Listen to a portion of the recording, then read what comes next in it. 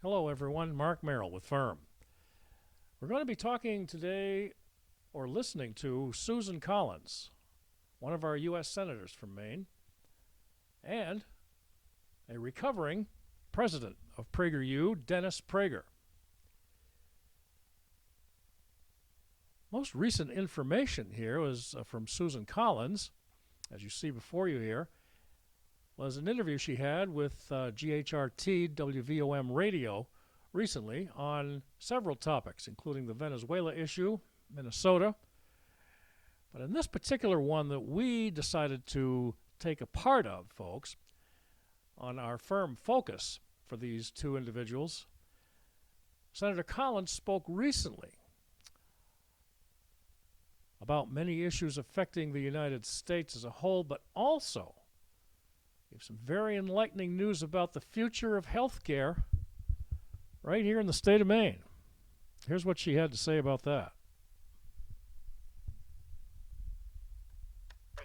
I authored, as part of the reconciliation bill that we did earlier this year, a rural health transformation fund.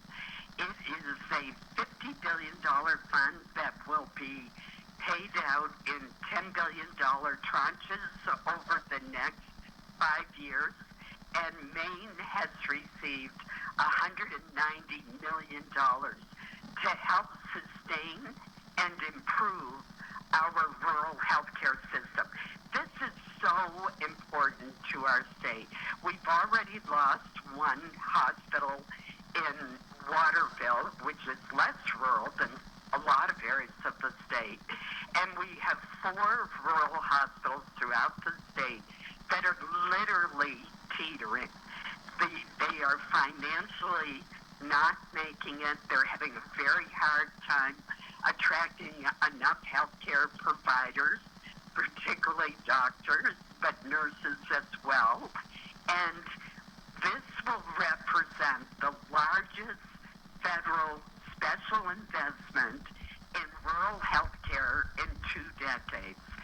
So I first talked to the vice president and the chief of staff and the Republican leader, as well as my other colleagues, about establishing this fund, because we want people to be able to live where they can get health care. And if there is no community health center, if there are no providers, if there's no rural hospital, we'll continue to see a population drain from rural Maine. And having grown up in Caribou, I have great affection for rural Maine, where much of my family still lives. And I want to make sure that people can access the health care that they need. In getting $190 million, and I worked closely with the head of the agency that oversees Medicare and Medicaid, Dr. Oz, on endorsing Maine's application for funding. I have helped to ensure that health care will continue to be available. It is so important, and Maine did very well. We ranked in the top 10 of states on a per capita basis in getting the $190 million.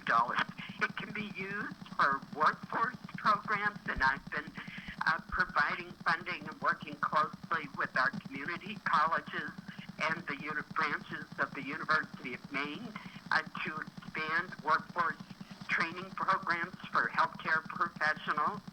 And it can be used for telemedicine. It can be used for a whole variety of purposes. And I think it's essential to the survival of our rural healthcare system. And I'm very happy that Maine will have this funding to invest in it. Indeed, we do appreciate that information from GHRT, WVOM, and the interview with Susan Collins. And we're going to carry on a little bit further here, folks, as we get to a gentleman, of course, I think you're quite familiar with, If you are familiar with Dennis Prager, he is the co-founder of Prager-U, and he will be telling us a little bit more about his recovery a little bit, but mostly he'll be talking about his future ideas, and lots of them, over a period of time that he's been handling Prager-U, and started it with his CEO, Marissa Street, several years back. But right now, Mr. Prager is still recovering from a spine injury that he suffered in a fall, recovering quite well, though. And he will shortly be talking about his faith and what is necessary for all people in America, and for any other belief for that matter, not just Christians. Get our country back on track. Before we do that, though, folks, what we're going to do is go over a little bit of information here from our additional information on Susan Collins. As you can see, she does put Mainers first. She is in a leadership position currently as Appropriations Chairwoman to Fight for Maine, and she secured, as you heard, $190 million recently, but overall, $810 million for job-creating projects, infrastructure upgrades, and community improvements. She's also building a brighter future for just as many, if not all, Mainers. She's also a bipartisan problem solver who gets the job done. She consistently ranks as the most bipartisan member of the U.S. Senate and puts people over politics. Oh, how unique. That's what it should be anyway, isn't it? To deliver real solutions.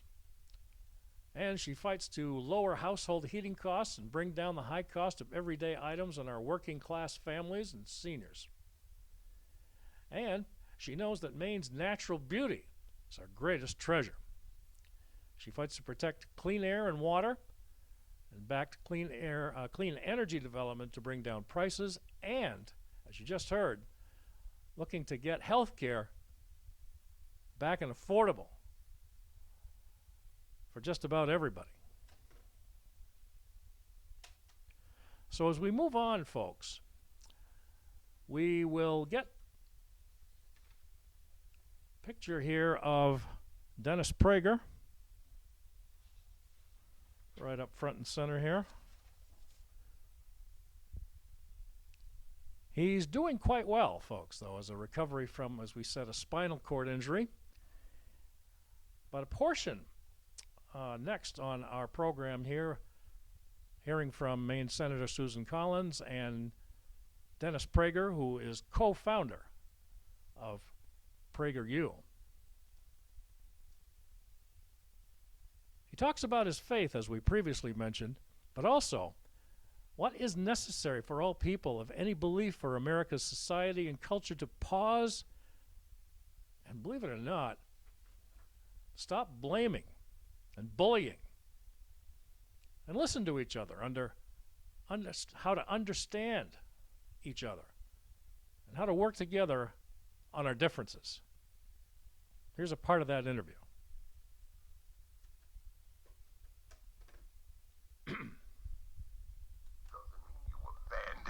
Your identity of your ancestors. You should honor it, even learn their language. But you have joined the melting pot of America. That was the ideal when they wrote E Pluribus Unum. And then there's liberty. So I would have spoken at some length, whatever time I was given.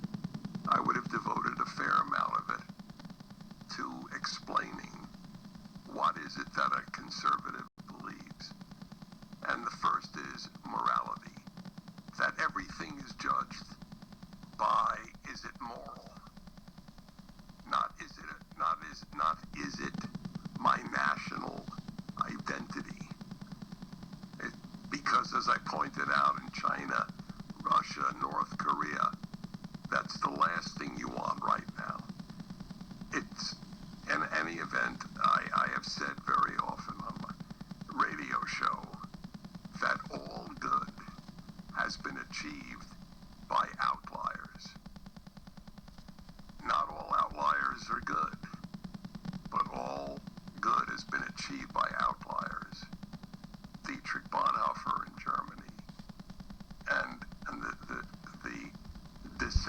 others in Russia, and likewise in China, whom we don't hear much about.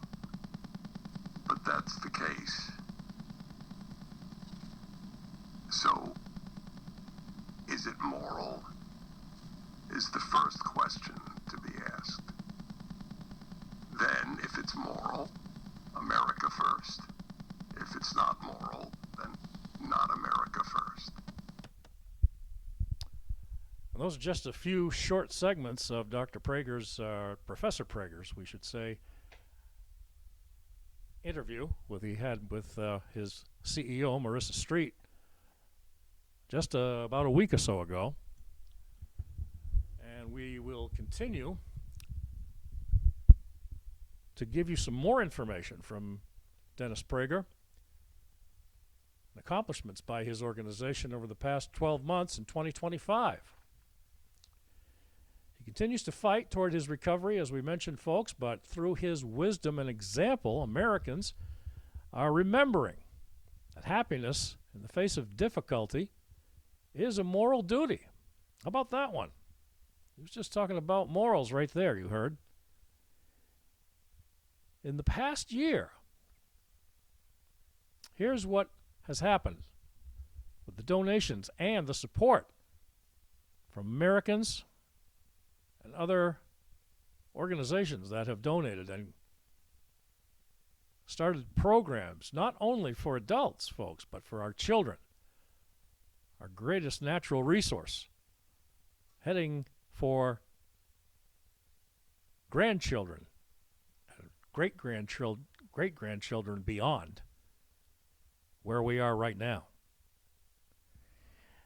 Prager-U has engaged with over 21 million unique visitors to their website, mobile and TV apps, gained nearly 2 billion views on Prager-U videos via social media. Now, one thing we want to take aside here, folks, but you may recall that Mr. Prager was known for his incident here that he was the host and always had his faithful bulldog by his chair and a fireplace going in the back called Fireside Chats.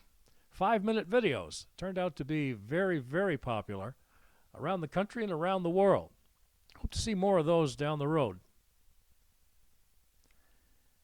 Also, there was a partner with the White House, Prager-U, to launch the Founders Museum and Road to the Liberty. Launching Founders Museum and Road to Liberty. They've also launched Prager-U Kids in 11 states and more, getting pro-America content in more classrooms, building a pathway for college credit through their American history course on U.S. presidents, and lifting the voices of people like Douglas Murray, Ben Shapiro, Brandon Tatum, you recall as Officer Tatum, Michael Knowles, Victor Davis Hanson, and more. Prager-U is doing the work that's more critical than ever, as lives are changed and minds are molded every day, either by us or by those who would destroy the America we know and love. Thank you for your dedication, Dr. Prager, Professor as well. In the meantime, everyone, keep us in mind here at FIRM, Fairness in Reporting Media, and always 24 hours a day, 7 days a week, right here at fairnessinreportingmedia@gmail.com, fairnessinreportingmedia@gmail.com, and also you can see we're also 24 hours a day on videos as with podcasts like this one on X or Twitter and YouTube. Thank you again for your support of us. Subscribe. And everybody out there, stay safe. And peace to all.